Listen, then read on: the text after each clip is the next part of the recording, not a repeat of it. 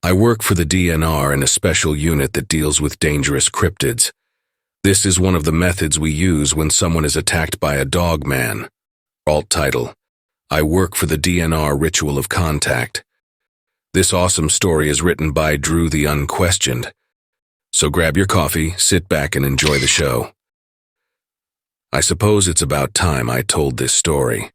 I'm not getting any younger, and I think it's a story that needs to be passed on, considering the state of the world. This was in my early days at the DNR. That's the Department of Natural Resources, of course, in a unit jokingly called the Night Stalker Unit. It was our job to deal with the cases deemed CZE, that's classified zoological entities. Anything found in the natural world that requires special care and diplomatic contingencies. Dogman, Sasquatch, merfolk, any of those entities which defy scientific conventions, display an intelligence similar to our own, or present a formidable threat to our species which requires a high level of discretion and tact on our part. If someone has an encounter with a CZE, that's not something we look into, other than to make sure they haven't gathered any evidence that might compromise the CZE's privacy. What concerns us are the cases of negative contact. If a company is attempting to develop an area which is causing distress to the local CZE population, if one or more hunters have been attempting to catch or kill a CZE, if a family or town has been targeted by one or more CZEs in a dangerous way, or, as was the case I will describe here, someone turned up dead in an apparent attack by a CZE. This case happened in '83, back when I was still a greenhorn working under Connor Duncliffe, my mentor and a legend in the parks and wildlife crowd. We were called out to a park area known as the Land Between the Lakes, over by Kentucky and Tennessee. This was a fairly popular area for hunting, hiking, and camping. It was before the big summer rush that a family had parked their RV in the campground located in the northern part of the area to begin what would have been a perfect family summer camping trip. What they got instead was a nightmare beyond anything they thought was possible. The report came to us about 8 hours after a local had found the family dead. By then, the local police and park rangers had gone over the whole terrible scene. The family had been butchered, ripped to shreds by either a wild animal or an axe murderer they didn't know, which is how it ended up on our desk. Connor and I went to the scene and tried to smooth things over with the locals, get them busy with crowd control and patrolling. Anything to minimize the trauma they would experience having to process a scene like this. The campsite looked like the killing floor of a slaughterhouse. The father was laying just outside the door of the camper, split down the middle. The shotgun at his side had only been fired once and based on the evidence hadn't managed to hit anything but dirt. Inside the camper, the little boy was in pieces all around the main living area. He couldn't have been a day over 11. Further in the back, we found the mother, in the bathroom at the rear of the camper. The door to the bathroom had been torn off the hinges and crushed like a tin can. We found defensive wounds on her, so she had tried to put up a fight at least. Connor was the one who noticed there were clothes and dolls for a young girl in the camper as well. We searched the area, hoping and praying that she got away and hid somewhere. We found her not 40 yards away, 20 feet up in a pine tree, torn apart and stuck there on a branch the way shrikes will stick bugs on a black thorn. I had never seen something so terrible before. Connor looked like he was about to faint or lose his lunch. I'd never seen him so mad. After we had both gathered ourselves, we started in on the case. All evidence pointed to a Dogman attack, what we called a black dog case at the DNR. The father had been drawn out, most likely by a noise or a tap on the camper. Once he was dispatched, the mother and children barricaded themselves in the bathroom, and the CZE tore the door off, killed the mother, and proceeded to drag the children out to be slaughtered. Connor was convinced there had been more than one, which meant this wasn't a Rouge loner and meant this was a serious threat to the people in the area. Something had to be done, and I had no idea what that might mean. After we made sure the teams had everything under control, we went back to the motel we had rented in the area. I remember Connor spending most of the night on the terrace outside, smoking like a chimney, and looking like he was considering something truly unpleasant. The next morning I couldn't be sure he had ever managed to sleep, but he looked at me hard and told me there was a way this could be fixed if I had the courage and was sure I wanted it fixed. I told him I'd do anything to make things right for that family, and he nodded with a condemned expression. He told me to go and fetch supplies for a camping trip for at least 3 or 4 days. We had tents and lights and things like that in the truck, so I got food and water and other necessities. When I got back, I saw he had a bag of evidence taken from the scene. When I started to ask about it, he just nodded and checked the supplies. We drove further north into Kentucky, deep into the country where the road turned to gravel and gravel to dirt. We seemed to be following an old logging road. When we came to a fence marked protected land, we left the truck and hiked deeper into the woods for most of the day. On the way, I noticed Connor picking prairie sage by the handful and stowing it in a bag. We had brought a bow and a few arrows, and Connor told me to keep an eye out for any game we could bring down. I spotted a decent-sized jackrabbit and we managed to bag it, even though I wasn't much of a bow hunter.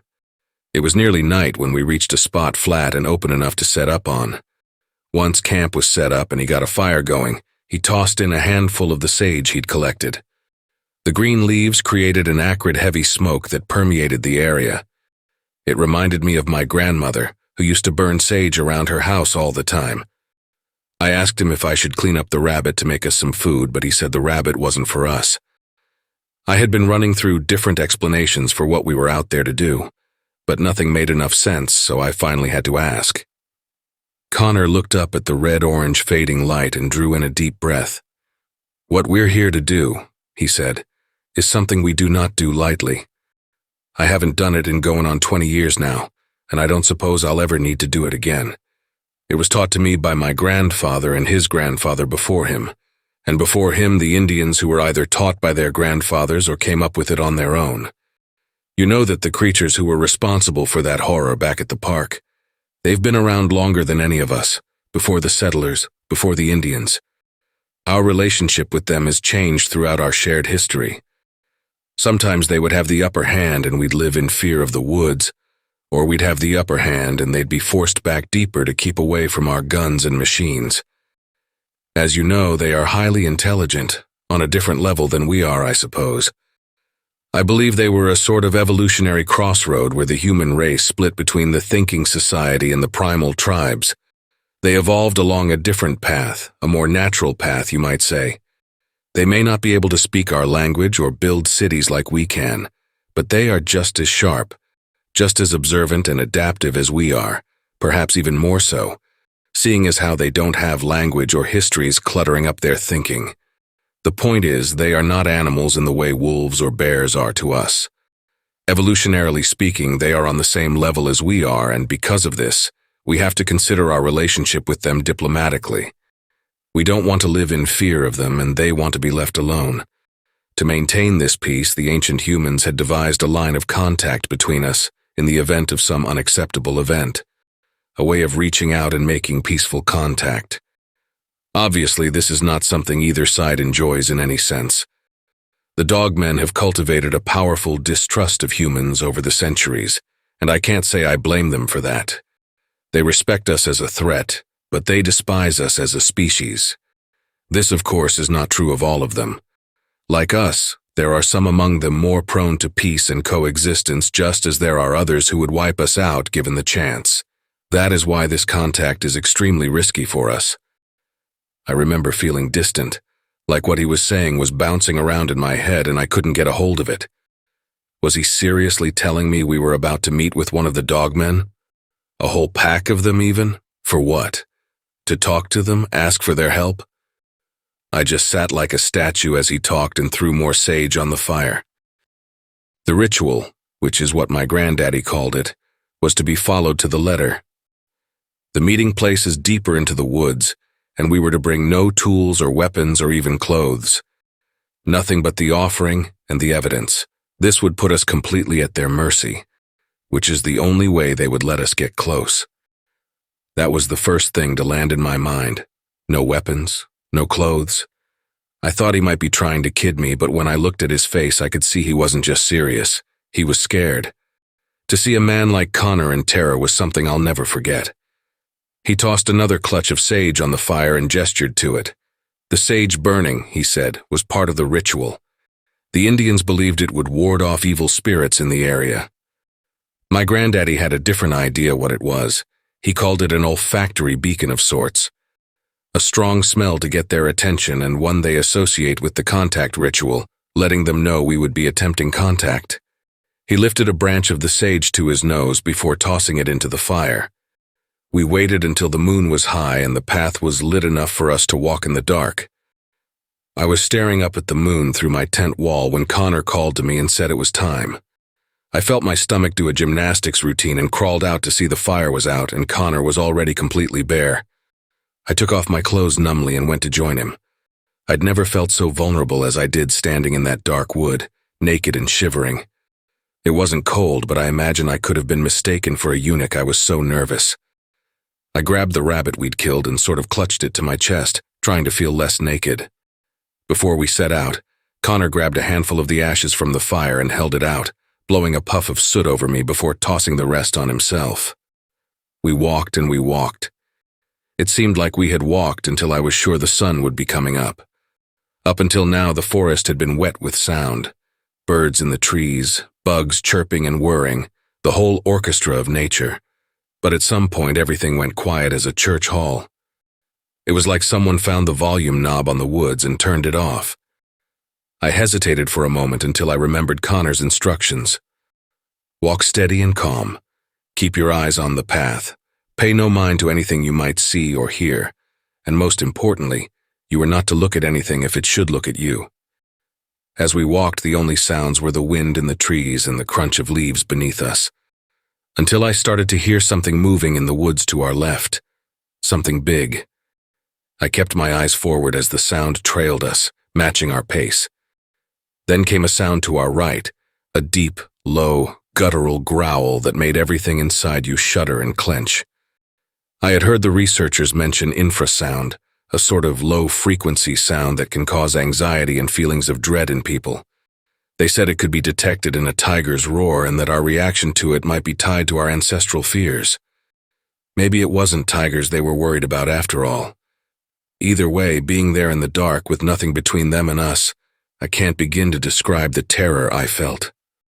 As we walked, the two at our sides kept abreast of us. One of them jumped onto the path behind us and let out another growl that made my teeth vibrate before charging us. I could hear the crash of the leaves, feel the thuds of its feet hitting the dirt not 2 feet behind me. It took everything within me not to spin around and bolt for the woodline, screaming and pissing myself. I heard it slide to a stop and felt the dirt and sticks it kicked up bounce off my calves, but I just kept walking and Connor did the same. I couldn't feel my body anymore, but I just focused all my sanity on walking and looking straight ahead. When Connor finally stopped, we had come to a clearing. The grass and prairie sage was a bright silver in the moonlight, which was so strong it looked to be daytime. For a moment we just stood. The forest was still and silent as a graveyard. Then I caught a glimpse of eyes reflecting the moonlight in the bushes ahead of us. A large shape emerged from the forest in front of us. It crawled forward on all fours, its black fur seeming to absorb all light. A living silhouette with 2 glowing pearls where its eyes should be. 2 others emerged alongside it like bodyguards. One of them looked like spun silver in the moonlight and its eyes held a spark like amber when you rub it against wool. The other had patches of black and eyes that glowed like the dying cinders of an old bonfire.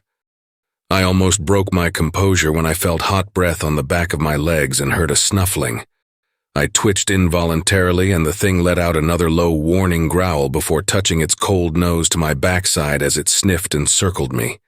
Another black shape was circling Connor as well, and I couldn't see his face, but something about his calm demeanor settled the thundering in my ears. The dogman circling me growled again and tried to look up into my eyes, and I looked away quickly, dodging its stare like a nervous kid being confronted by an angry policeman. It lunged at me and I heard the snap of its teeth and felt the rush of air as it bit the air in front of my crotch, sending a shudder through me that made me glad I had emptied my bladder before leaving. The large black dogman eyed us for a moment before shifting. Something inside it popped like a twig being snapped in a wet towel, and it slowly rose onto 2 legs. The other 2 followed suit. The 2 at its sides had to be 7 or 8 feet tall, but the black one had to be closer to 10 feet. I had never seen something so massive so close before. It almost blacked out the moon over us. Connor looked at me and made a gesture to the rabbit I held. I felt like I was in a slow-motion terror dream and my body wouldn't respond. A low growl behind me snapped me out of it and I stepped forward. I could feel the eyes on me like hot pokers held inches from my skin, waiting for an excuse to close the gap. I laid the rabbit at the feet of the largest, stepping into its shadow that seemed to be an extension of itself, as though I might be stepping into a vast open mouth. A snort came from high above me and I felt a snuffling at my hair. To my absolute horror, a nose entered my field of vision, then a muzzle, then the bright, bioluminescent pearls of its eyes. Something left me in that moment, like it had reached into me and taken something. What it was, I couldn't be sure.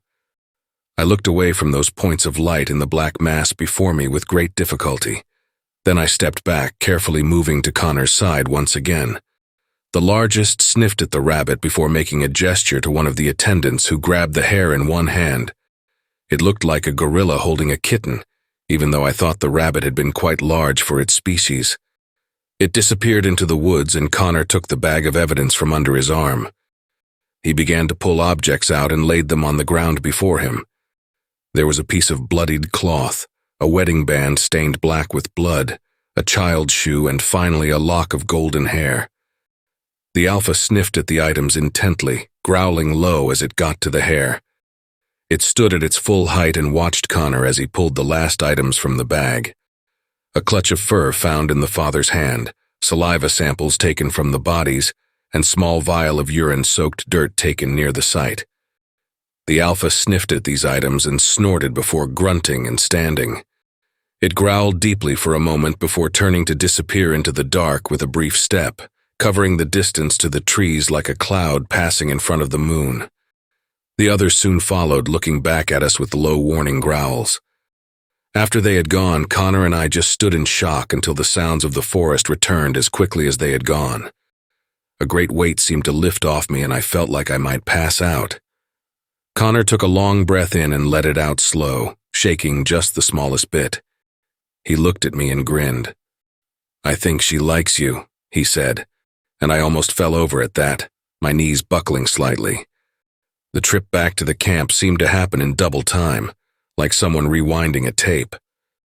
Once we found the lanterns, Connor and I pulled on our clothes and climbed into our tents without a word. I felt like I might never sleep again, my heart still thudding in my ears, but I ended up falling asleep almost as soon as my head hit the pillow. The next few days were spent camping and waiting. Connor had told me we had to stay in the area until we had gotten some indication that they had done something about our mutual problem. He told me about his first time performing the ritual of contact. It hadn't been here, though he said he had contacted this pack before. This was apparently something done all over the country. The ritual changes slightly in certain areas, but the purpose was the same. On the third night we heard far-off howling, deep and piercing even at a distance. It sounded the way a coyote pack will sing in chorus, all baying and howling and yipping at different volumes and intervals. The next morning we found, laid on the ground before our campfire, 3 massive clawed hands severed at the wrist and lined up. Connor smiled when he saw it. "Looks like they took care of it," he'd said, lifting one to examine it. He handed one to me and it felt heavier than it looked, like holding a gun for the first time. The one hand was bigger than both my hands together, and the long claws at the end of each finger had to be 5 inches and retracted slightly. The fur on each was a different color and each one was clearly a left hand. Connor dropped each into a separate bag and said the lab boys would be over the moon about these. They tended to collect their dead fairly religiously, so remains are difficult to come by. And then we packed up and went. We hadn't heard of any further activity in the area, and we told everyone we were authorized to tell that the situation was resolved and we had performed a highly successful contact. After that, I felt a bit like a celebrity at the DNR. It was something I'll never forget, and something I wouldn't considering doing again unless the situation was dire. Although, with the reports we've been getting lately, it might be something we won't be able to do at all anymore very soon. We don't know why they've been becoming more active and aggressive lately, but it certainly makes the continued peace between us more and more unreliable. What that means for the future, I can only fear the worst.